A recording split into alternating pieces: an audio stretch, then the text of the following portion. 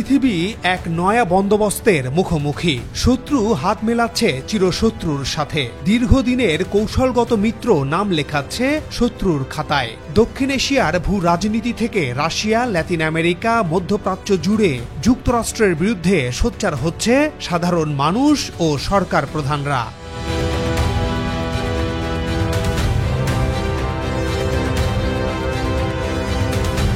যুক্তরাষ্ট্রের বিরুদ্ধে বিশ্বের শক্তিশালী রাষ্ট্রগুলোর একজোট হওয়ার প্রবণতা সাম্প্রতিক কয়েক দশকে দেখা যায়নি। তবে কি শেষ হতে চলেছে মার্কিন সাম্রাজ্য? ট্রাম্পের হাতেই পতন হবে বিশ্বের পরাশক্তি আমেরিকার? চীন ভারতের ঐক্য দক্ষিণ এশিয়ার রাজনীতিতে কি প্রভাব ফেলতে পারে? এই প্রতিবেদনে তুলে ধরব এর বিস্তারিত।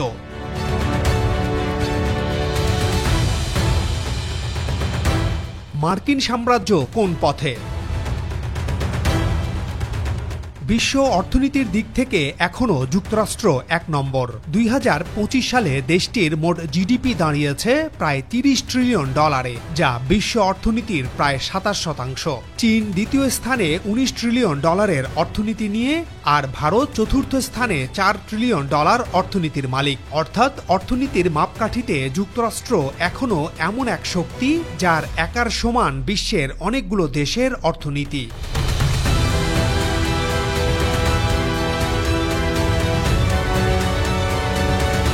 এই বিশাল শক্তির কারণেই বাংলাদেশ, ভারত, চীন সহ পৃথিবীর অধিকাংশ দেশ মার্কিন বাজারের দিকে তাকিয়ে থাকে। রপ্তানি, বিনিয়োগ কিংবা প্রযুক্তি সব ক্ষেত্রেই যুক্তরাষ্ট্রের বাজারকে গুরুত্ব দিতে বাধ্য তারা। আর ডলার এখনও বৈশ্বিক বাণিজ্যের প্রধান মুদ্রা হিসেবে অটল অবস্থানে।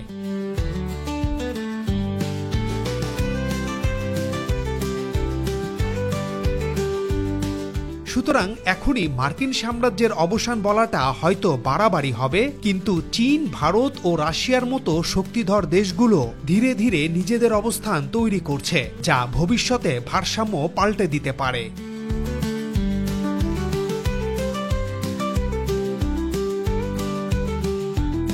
ট্রাম্পের হাতেই পতনের শুরু আমেরিকার?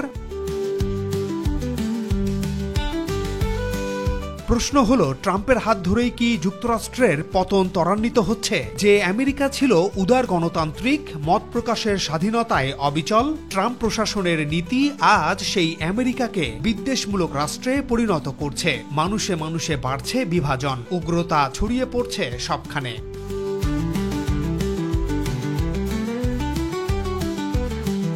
ট্রাম্প প্রশাসনের অভিবাসন ও শিক্ষার্থী নীতিতে তৈরি হচ্ছে ব্যাপক অনিশ্চয়তা। ট্রাম্প প্রশাসন যুক্তরাষ্ট্রের বড় বড় বিশ্ববিদ্যালয়ের ওপর কিছু পরিবর্তন চাপিয়ে দিতে চাইছে, যে কারণে মার্কিন প্রশাসন বিশ্বজুড়ে নতুন বিদেশি শিক্ষার্থীদের মার্কিন ভিসা দেওয়া আপাতত বন্ধ রেখেছে।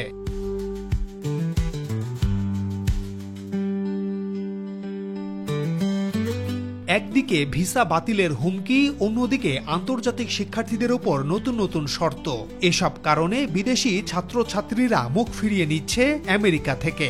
শুধু গত এক বছরে আন্তর্জাতিক শিক্ষার্থীর সংখ্যা কমেছে প্রায় 11%। বিশেষ করে ভারতীয় শিক্ষার্থীদের আগমন প্রায় অর্ধেকে নেমে এসেছে।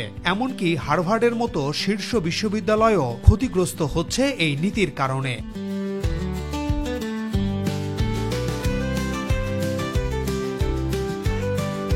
পরিস্থিতি এমন দাঁড়িয়েছে যে ইউরোপ, কানাডা, অস্ট্রেলিয়া ও চীনের বিশ্ববিদ্যালয়গুলোতে খোঁজ খবর নেয়ার আগ্রহ বেড়েছে কয়েক গুণ। আগামী দিনগুলোতে যুক্তরাষ্ট্র এড়িয়ে বিদেশি শিক্ষার্থীরা এসব দেশে পাড়ি দিবেন।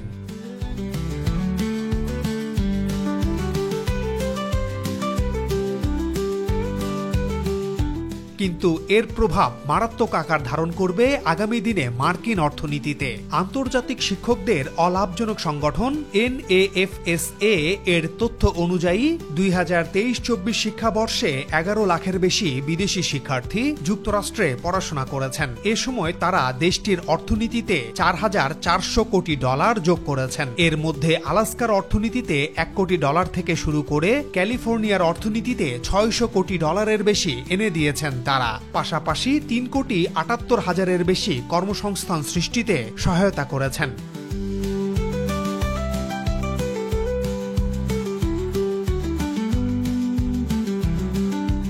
ফলে দেখা যাচ্ছে যদি বিদেশি শিক্ষার্থীরা না আসে তাহলে যেসব বিশ্ববিদ্যালয় বিদেশি শিক্ষার্থীদের টিউশন ফি এর উপর নির্ভরশীল শুধু সেগুলোই ক্ষতিগ্রস্ত হবে না, বরং এটি স্থানীয় ও অঙ্গরাজ্যের অর্থনীতিতেও বাজে প্রভাব ফেলবে।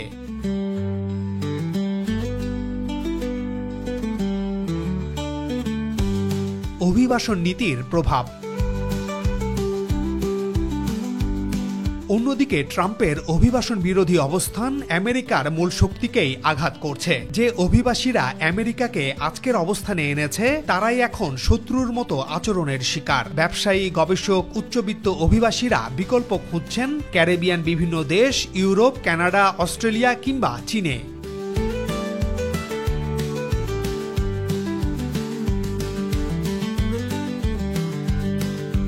ফলে আমেরিকার প্রতি আস্থা ও আকর্ষণ কমছে। শুধু বিদেশি বা অভিবাসীরা নন, আমেরিকা ছেড়ে চলে যাচ্ছেন খোদ সেই দেশের ধনী ব্যবসায়ীরাও। এই প্রবণতা যদি দীর্ঘস্থায়ী হয় তবে যুক্তরাষ্ট্রের প্রভাবশালী অবস্থান নড়বড়ে হয়ে যেতে পারে।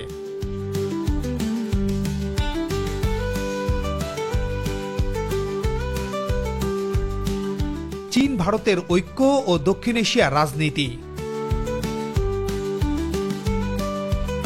এবার আসি দক্ষিণ এশিয়ার দিকে। ভারত চীনের সম্পর্ক বললেই প্রথমে মনে পড়ে সীমান্ত সংঘাত, যুদ্ধের ইতিহাস আর গভীর অবিশ্বাস। কিন্তু কল্পনা করুন, দুই দেশ যদি সবকিছু সরিয়ে রেখে বাণিজ্য ও অর্থনীতিকে অগ্রাধিকার দেয় তাহলে কি হতে পারে?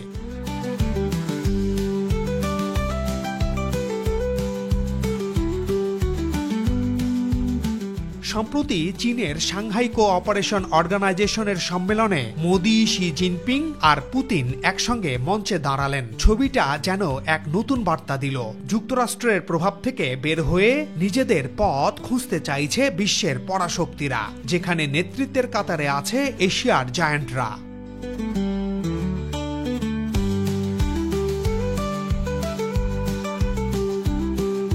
বিশ্লেষকেরা বলছেন ট্রাম্পের খামখেয়ালি নীতি ভারতকে চীনের দিকে ঠেলে দিয়েছে। যদিও এ সম্পর্ক কতটা স্থায়ী হবে তা নিয়ে সন্দেহ আছে, তবুও এর প্রভাব অস্বীকার করা যায় না। চীন ভারত যদি সীমান্ত উত্তাপ ঠান্ডা করে বাণিজ্যে মনোযোগ দেয় তাহলে দক্ষিণ এশিয়ায় নতুন স্থিতিশীলতা ফিরতে পারে।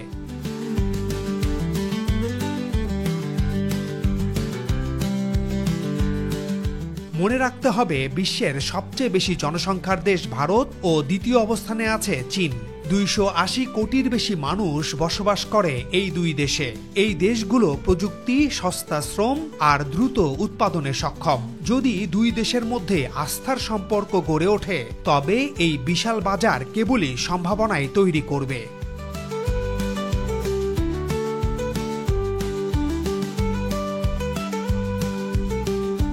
এছাড়া ভারত পাকিস্তান সম্পর্কেও বদল আসতে পারে, ফলে শান্তির এক নতুন দিগন্ত উন্মোচিত হতে পারে। কিন্তু একই সাথে প্রশ্নও রয়ে যায়, চীন কি ভারতের সঙ্গে সত্যি সমানভাবে ক্ষমতা ভাগ করবে?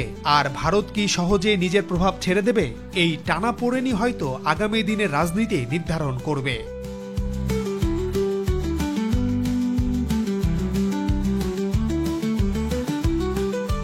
বাংলাদেশ, পাকিস্তান, মিয়ানমারে চীনের প্রভাব। চীন অনেকটা আগ্রাসীভাবে দক্ষিণ পূর্ব এশিয়ায় নিজের প্রভাব বাড়িয়ে যাচ্ছে। বাংলাদেশের অবকাঠামো ও অর্থনীতিতে আগে চীনের আগ্রহ থাকলেও চীন এখন বাংলাদেশের রাজনীতিতেও ঢুকতে চাইছে, অথবা বর্তমান অন্তর্বর্তী সরকারের ওপর যে মার্কিন প্রভাব আছে চীন চাইছে সেখানে ভারসাম্য আনতে।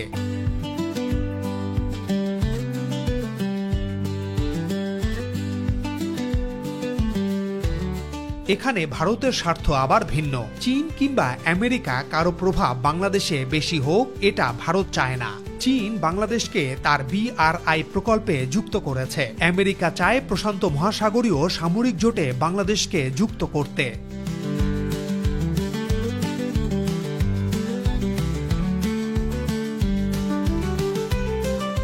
এদিকে পাকিস্তানে চীনের চায়না পাকিস্তান ইকোনমিক করিডোর প্রকল্পের মাধ্যমে অবকাঠামো ও জ্বালানিতে কোটি কোটি ডলার বিনিয়োগ চলছে। করাচি বন্দর থেকে গোয়াদার পর্যন্ত চীনের উপস্থিতি যেন দক্ষিণ এশিয়ার নতুন মানচিত্র এঁকে দিচ্ছে। ফলে পাকিস্তান চীনের আরো ঘনিষ্ঠ হয়ে উঠছে, যা ভারতের জন্য বড় কূটনৈতিক চ্যালেঞ্জ।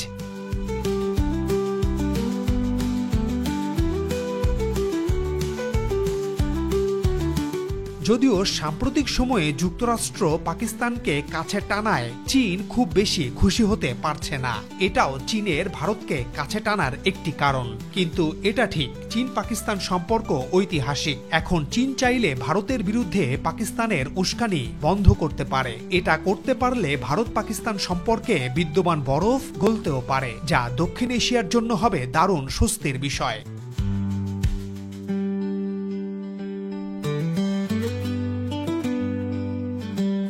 অন্যদিকে মিয়ানমারে সামরিক জান্তার সঙ্গে চীনের গভীর সম্পর্ক দক্ষিণ পূর্ব এশিয়ায় নতুন বাস্তবতা তৈরি করছে। দেশটিতে ভারতের প্রভাবও যথেষ্ট। এখানেও একটা ভারসাম্য আসতে পারে।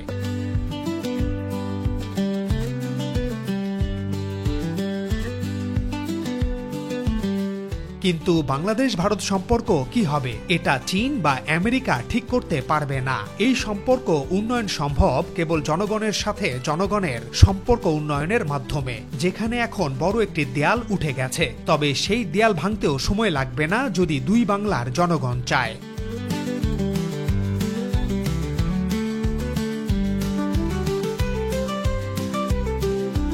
ভারতের সামনে তাই বড় প্রশ্ন, সে কি নতুন করে ভারসাম্য তৈরি করবে নাকি কৌশলগত দিকে যুক্তরাষ্ট্রের উপর নির্ভরশীল থাকবে? বিশ্লেষকেরা বলছেন ভারত এখন দ্বিধায়। একদিকে চীনের অর্থনৈতিক আকর্ষণ, অন্যদিকে যুক্তরাষ্ট্রের সঙ্গে কৌশলগত সম্পর্ক। এই দ্বিমুখী অবস্থান ভারতের প্রভাবকে দুর্বল করে তুলছে।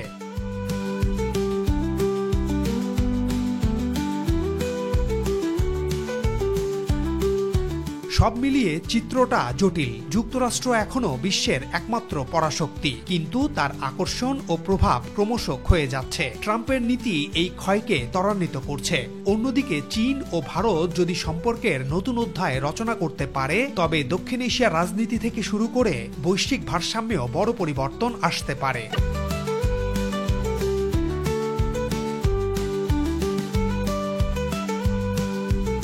এখন প্রশ্ন হলো, এই পরিবর্তনের মুখোমুখি বিশ্ব কোন দিকে যাবে? আমেরিকার একক আধিপত্য কি শেষ হয়ে বহু মেরুকেন্দ্রিক এক নতুন বিশ্ব রাজনীতির জন্ম হবে, নাকি যুক্তরাষ্ট্র আবারও তার হারানো প্রভাব ফিরিয়ে আনতে পারবে? দর্শক, আপনাদের মতামত জানান। আবারও দেখা হবে নতুন কোনো প্রতিবেদনে। সে পর্যন্ত সবাই ভালো থাকুন। সাবস্ক্রাইব করে আমাদের সাথে থাকার অনুরোধ জানাই।